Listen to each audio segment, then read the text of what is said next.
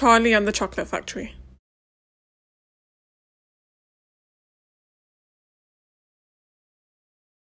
Chapter 9. Grandpa Joe Takes a Gamble. The next day, when Charlie came home from school and went in to see his grandparents, he found that only Grandpa Joe was awake. The other three were all snoring loudly. "Shh," whispered Grandpa Joe, and he beckoned Charlie to come closer. Charlie tiptoed over and stood beside the bed. The old man gave Charlie a sly grin, and then he started rummaging under his pillow with one hand, and when the hand came out again, there was an ancient leather purse clutched in the fingers. Under cover of the bedclothes, the old man opened the purse and tipped it upside down. Out fell a single silver sixpence.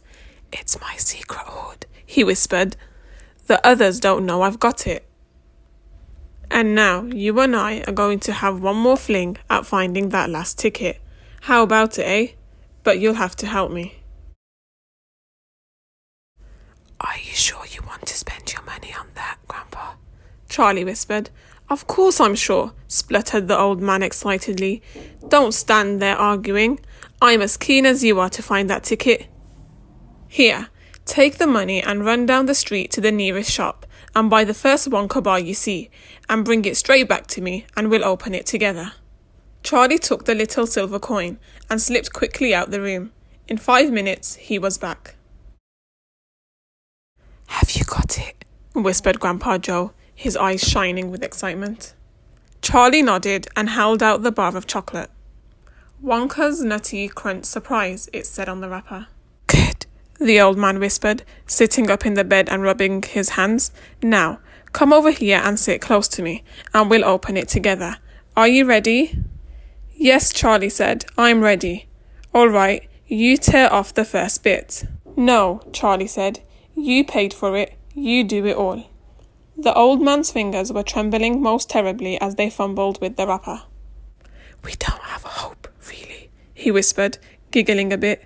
"You do know we don't have a hope, don't you?" "Yes," Charlie said, "I know that." They looked at each other and both started giggling nervously. "Mind you," said Grandpa Joe, "there is just that tiny chance that it might be the one. Don't you agree?" "Yes," Charlie said, "of course. Why don't you open it, Grandpa?" "All in good time, my boy, all in good time. Which end do you think I ought to open first?" "That corner, the one furthest from you. Just tear off a tiny bit, but not quite enough for us to see anything." "Like that?" said the old man. "Yes. Now a little bit more." "You finish it," said Grandpa Joe. "I'm too nervous."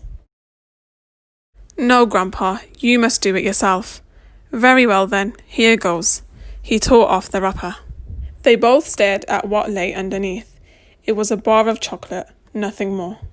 All at once they both saw the funny side of the whole thing, and they burst into peals of laughter. "What on earth's going on?" cried Grandma Josephine, waking up suddenly. "Nothing," said Grandpa Joe. "You go on back to sleep." Thank you for watching.